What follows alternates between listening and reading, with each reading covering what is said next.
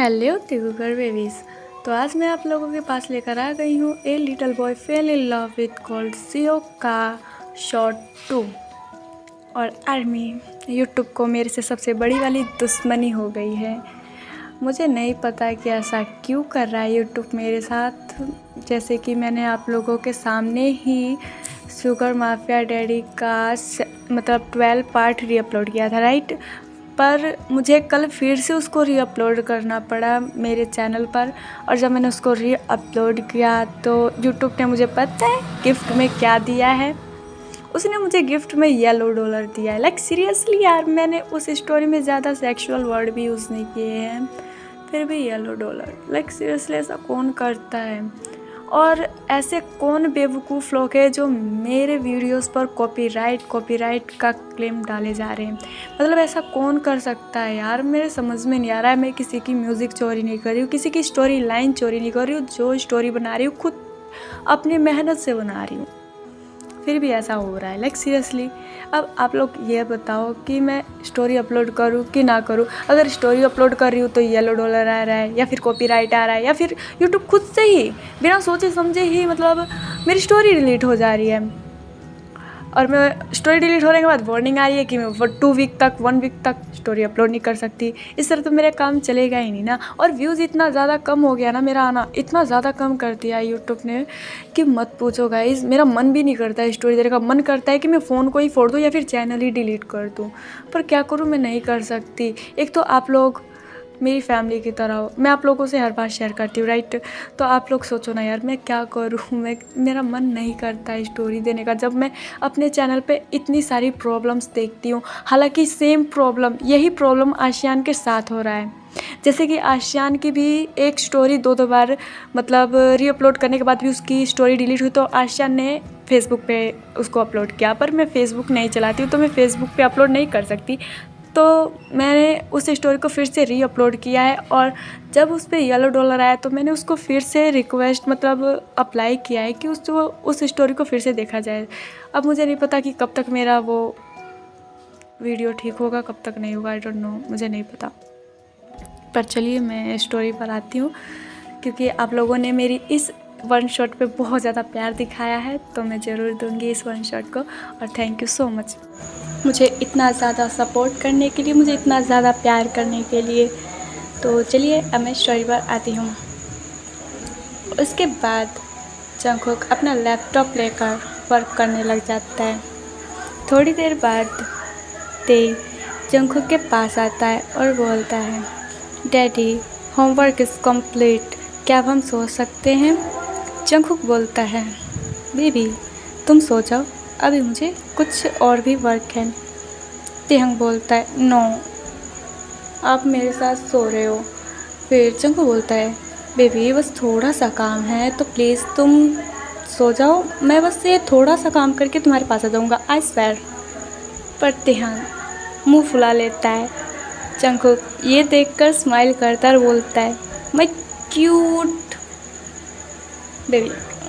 फिर उसके बाद तेहंग बोलता है, नो आप बहुत ज़्यादा बुरे हो। जंगकुक बोलता है, रियली मैं बुरा हूँ? तेहंग फिर स्माइल करते हुए बोलता है, नो आप तो बहुत ज़्यादा अच्छे हो। फिर जंगकुक बोलता है, ओके चलो आओ मैं तुम्हें सुला देता हूँ। उसके बाद तेहंग जंगकुक के पास चला जाता है।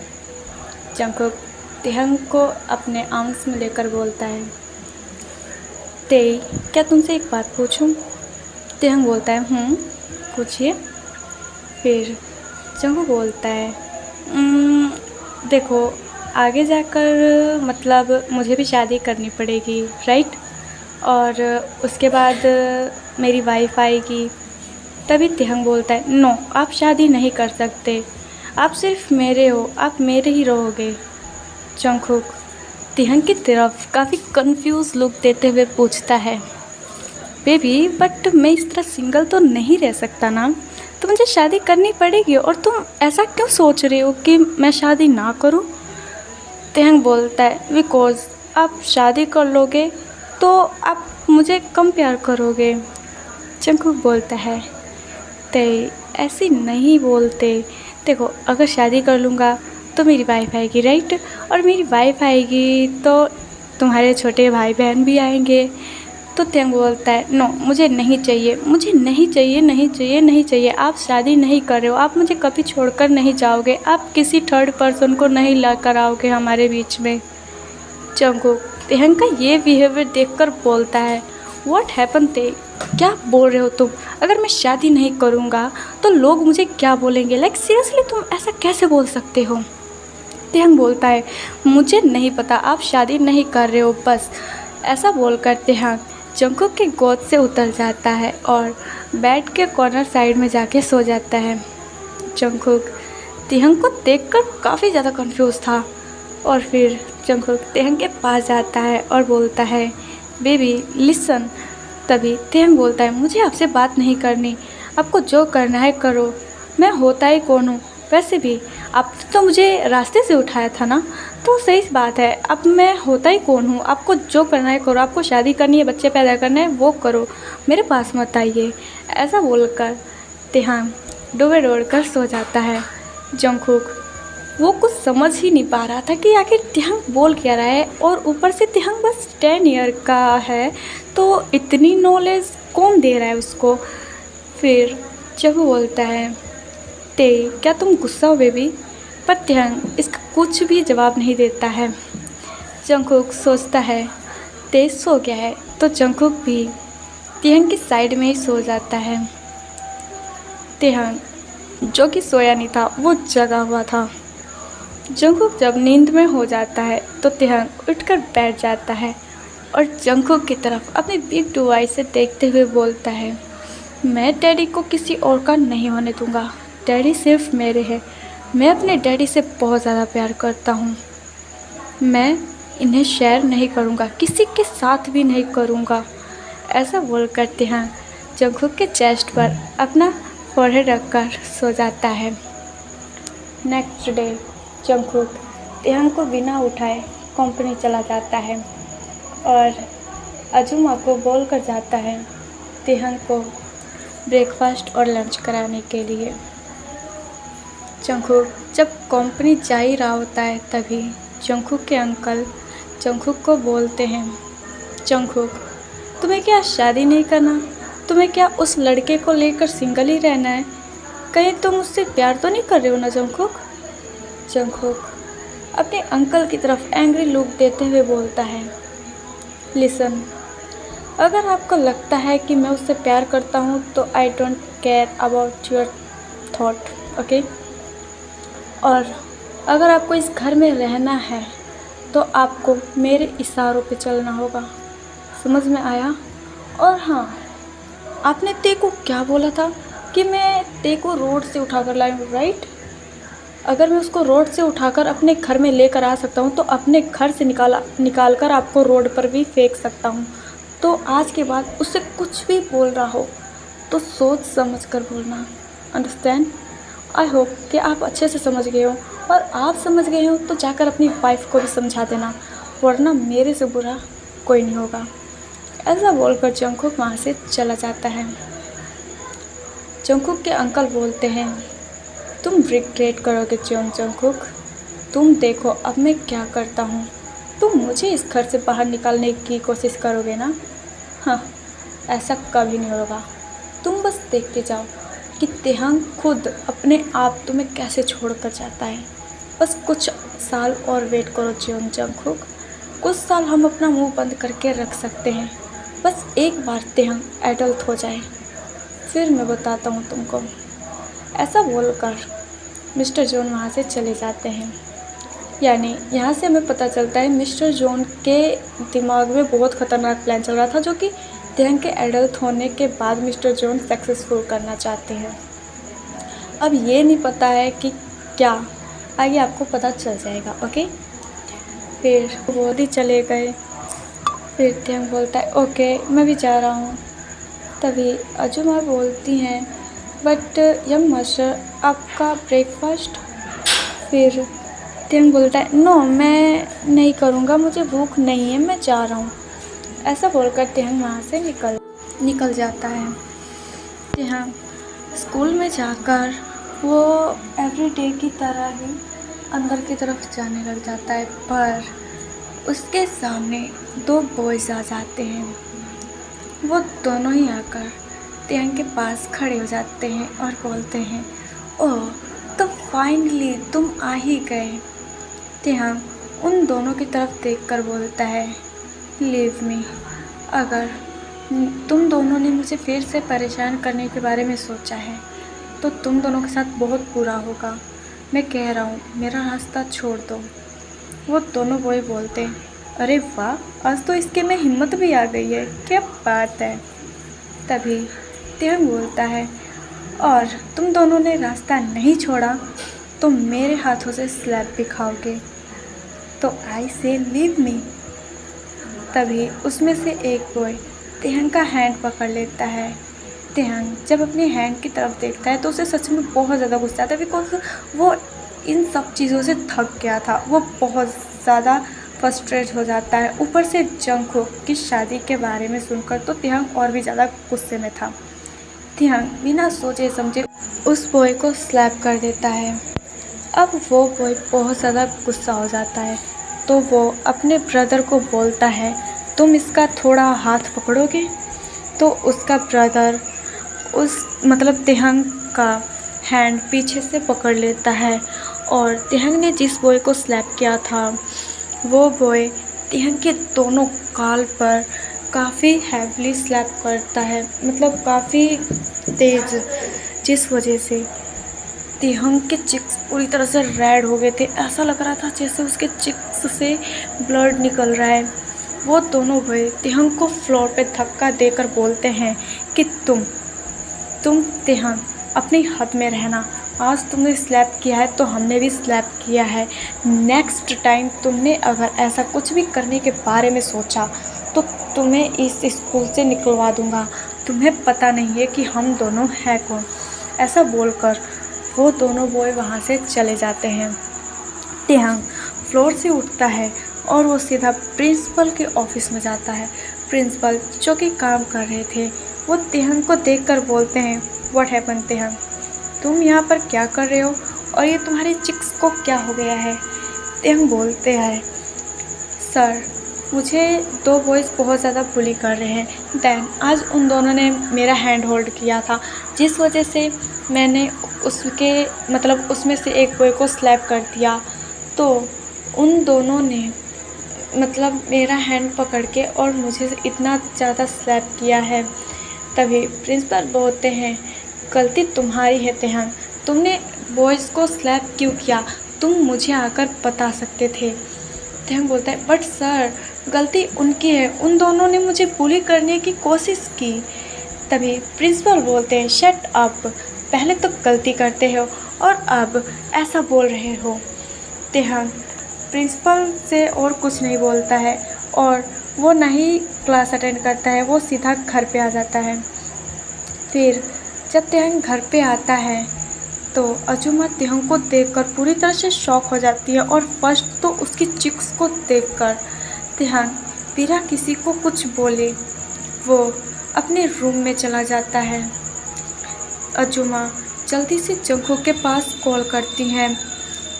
जंगकोok जब देखता है घर से कॉल आ रहा है तो जल्दी से कॉल रिसीव कर लेता है और अपने बॉडी टोन में बोलता है, what happen, everything is okay.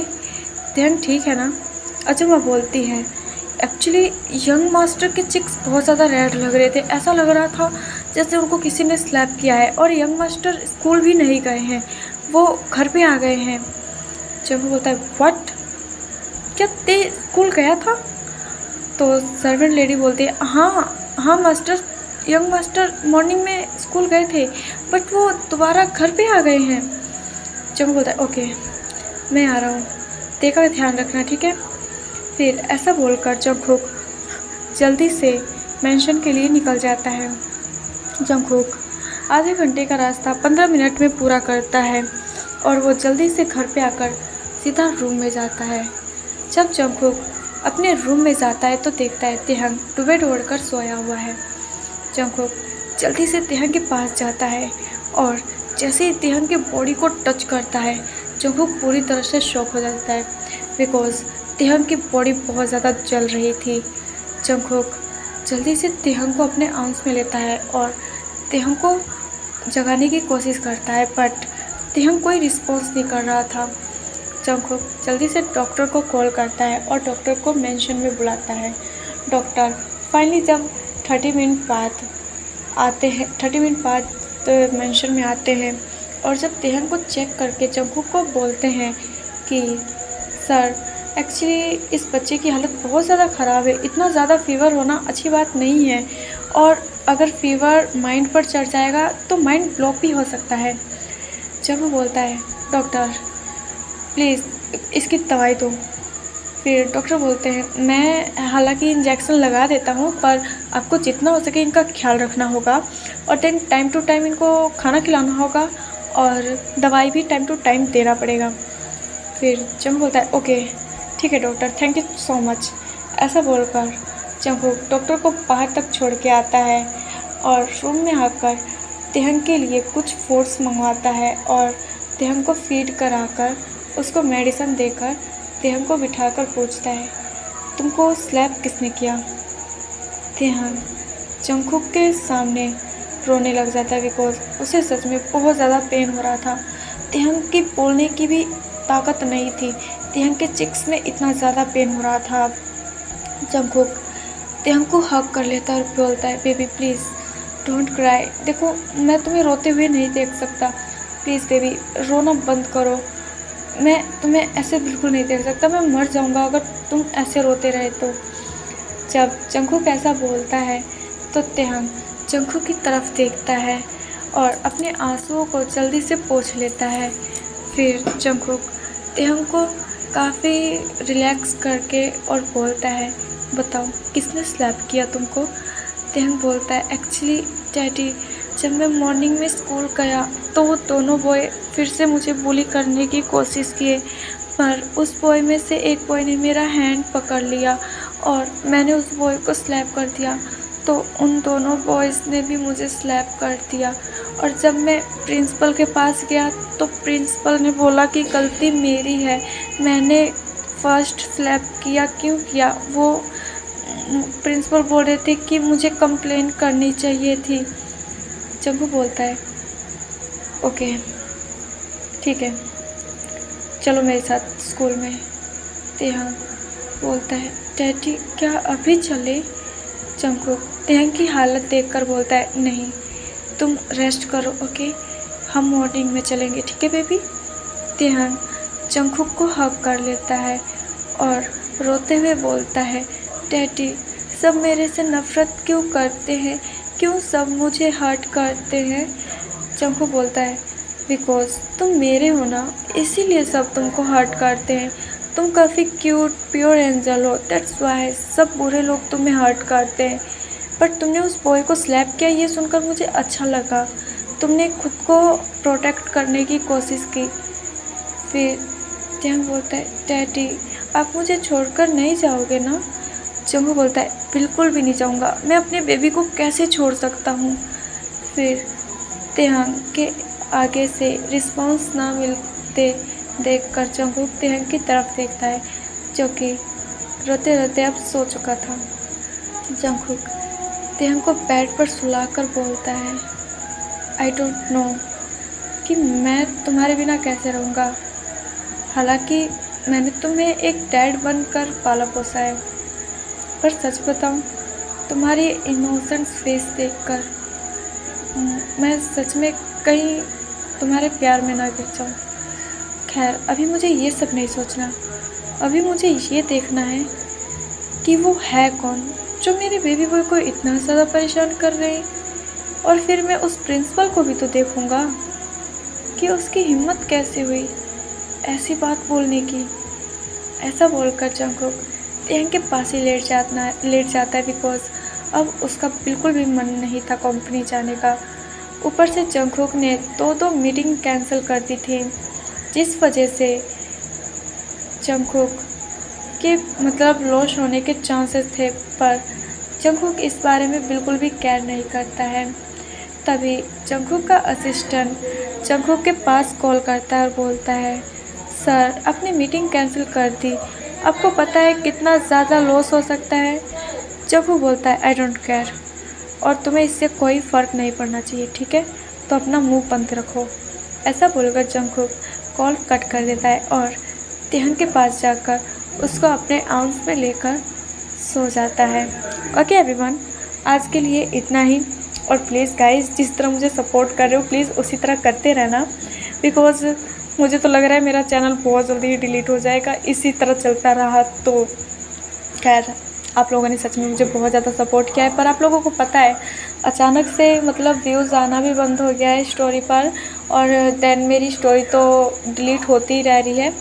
और उसके बाद कहूँ तो मतलब मेरे जो सब्सक्राइबर है ना वो एक जगह पे ही रुक गए हैं, मतलब बढ़ ही नहीं रहे हैं, जिस वजह से मुझे बहुत ज़्यादा प्रॉब्लम फेस करनी पड़ रही है। तो प्लीज़ गाइस मेरी स्टोरी को शेयर करना, ओके? और प्लीज़ लाइक और सब्सक्राइब ज़रूर करना, और कमेंट में मुझे बताना कि आप लोगों को ये वन शॉट कैसा लग रहा है, ताकि मैं आप लोगों के लिए वन शॉट लेकर आ सकूं। और हाँ, माफिया डैडी स्टोरी है जो कि मैं अभी अपलोड बिल्कुल भी नहीं करने वाली, बिकॉज उस स्टोरी को बार बार डिलीट किया जा रहा है। तो माफिया स्टोरी को गाइस थोड़ी देर के लिए अपने माइंड से बाहर निकाल देना कि दीदी वो स्टोरी अपलोड करेंगी भी, मैंने उसको वेटिंग में रख दिया है, ओके? मैं उस स्टोरी को अभी